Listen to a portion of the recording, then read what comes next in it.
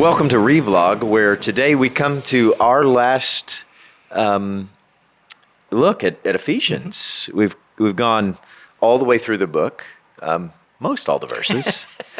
And this week we come 18, 19, and 20.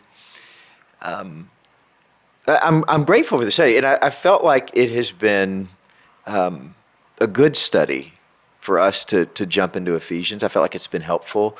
Aaron, how have you felt just about the study as a whole? Have you been pleased? I love these letters. I mean, they're jam-packed with so much, as you said in the outset, this Christology, that Paul's idea of who Christ is. And then when I read it through in my own personal study, I'm generally just reading, to get there. But for us to stop and take each one passage by passage, it makes things reveal themselves a little slower. Fullness of God. Yeah. How often do you talk about that today? And I'll mention this, but being a prisoner. I mean, how many times did he talk about that? Not for his own glorification, but just to remind us that we are connected to him in that way. It's so these themes that come through in his writing, and not just in Ephesians, but he is the same in all throughout the letters. Yeah, agreed. Yeah, Bryan, what have you felt working through Ephesians this time around? That's fine. No, I meh. It's been really wonderful, and I've enjoyed these conversations around this table because as familiar as Ephesians seems to be to me, it felt newer this time. Yeah, I agree. Yeah, I agree. Yeah, I love it.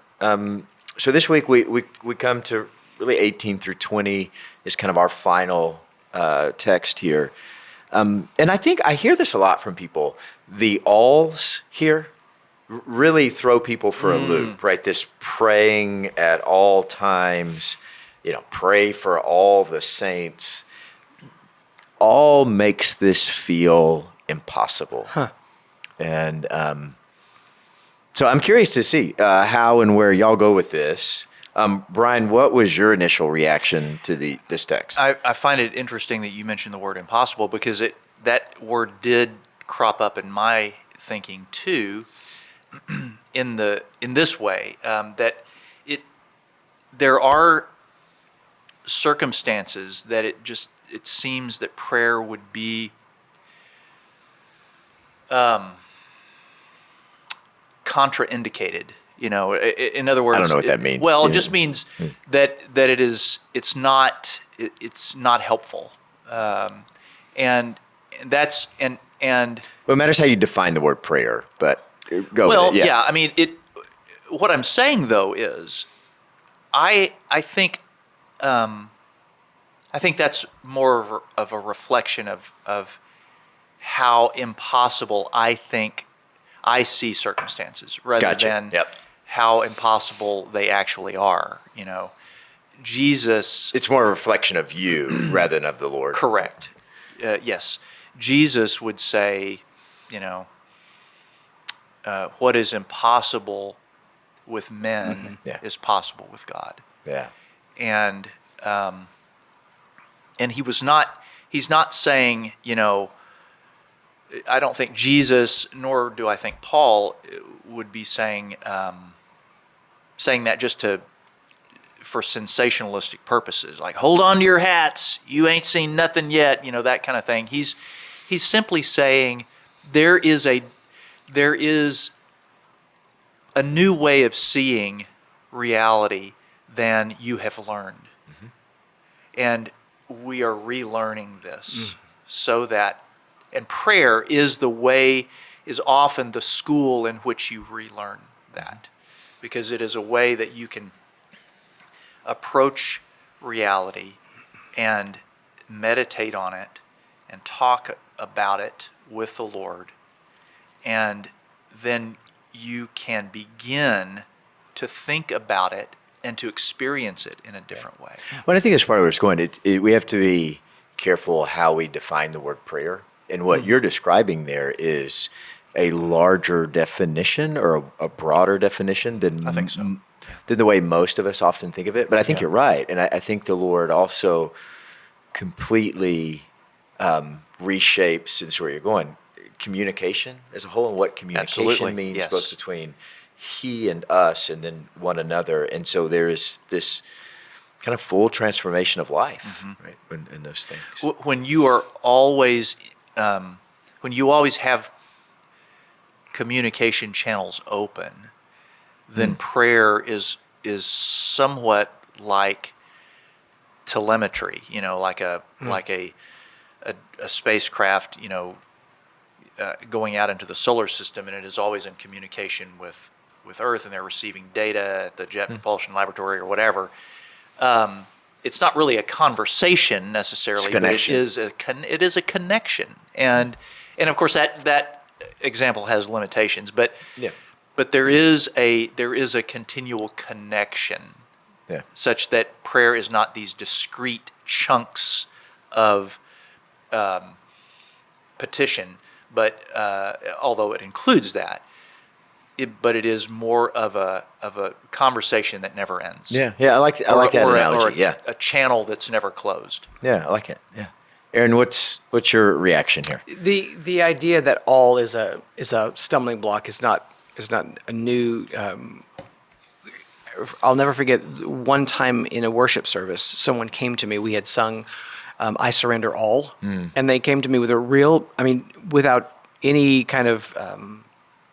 They were being as tender as they could be, saying, "I can't sing that." It was genuine. It was genuine to say, because I know myself too well. And all to thee I freely give, and just knowing that struggle of I'm always leaving something back. There's something, and I want to, and that's where I said your desire to give and our desire to truly enter in fully that's what the Lord is going to honor, and every day we're going to get a little closer to that. Those things that we're holding on to, we're going to, and that's why this idea that we are pressing on every day, so that those things that right now we still struggle to release, that tomorrow may be a little easier, because we have spent time desperately trying to get closer to the one who can help us release those things. Yeah. I mean, and it's, and I think it's, we have to be careful to just flippantly say things like that. I give everything to Jesus. Well, okay, well, let's take an inventory of that. And then, I will say, I really appreciate when Paul says, pray for me when I open my mouth. That'll preach. I mean, I feel like that's speaking to me. Like, are you asking for this? in every day, I need somebody just saying, Lord, he's opening his mouth again. I don't know what's coming out. Paul's a pretty bold speaker. Yeah, he's pretty right. and abrasive. It could be one way to say that. And just to have somebody just knowing, I know I love you, my brother. I want whatever comes out of your mouth to be filled with grace. And so, if I could have somebody just sign up for that ministry, that would be. So, and I just. We can add that to Find Your Spot. That's right. Yeah, right. Did you request funding for that? Yeah, right. And then the idea that he reminds us that he's a prisoner for Christ. I just that has been a theme throughout there, that he is doing this while confined, but still understanding that the privilege that it is to pray, the privilege it is to be on this journey, and that it's still worth it, even if the current situation does not seem to be as hopeful as maybe you want it to be. Yeah. Bryan, what question do you have of the text? So good. And you reminded me, Aaron, of this concept of, I don't, a person could say, and I have said, in so many words, I don't want to do this, Lord. But then there's another question. Do I want to do it? Well, that's where I could start praying, because I want to. And that's the Spirit move. Right. Yeah. Or you could even do I want to? I mean, how thin can you slice that? The Lord can work with any thickness there at all. Faith of a mustard seed. That's right. I think that's what he meant. And it's sort of like, I do believe, help my unbelief. Absolutely. I want to. And that's enough for God. And so my question really Right. is that, do I want to want to? Yeah, that's great. Love it. Yeah. Aaron, do you want to? Ooh, a spit take. That's good. Yes. I would love an anthem. Yeah, yes. Well, actually, that was what was going through my head when you were, but that'll be for the outtakes too. How seriously do I take this call to prayer? In all things, how do I translate that? And whether it's the physical act of going in my prayer time and praying, is it how I speak and how I breathe in the Spirit and breathe out His presence in my life? Am I being thoughtful, prayerfully thoughtful about everything that I'm doing throughout the day, and to have Him on my mind, Him on my lips and my tongue? God be in my head. That's exactly that. Right. The idea that I don't have a time set aside for God, and then a time set aside for everything else. Am I taking seriously this call to have Him inhabit every part of my day, my being, just who I am? And then for people to say, boy, I really felt like that's somebody that knows Jesus, lives with Jesus, and speaks the love of Jesus. And that's my prayer over my girls every morning. Yeah. And it should be for me and for all of us. Amen. And we'd love to hear your thoughts on this Ephesians study and the end of Ephesians 6 here. If you'd comment below.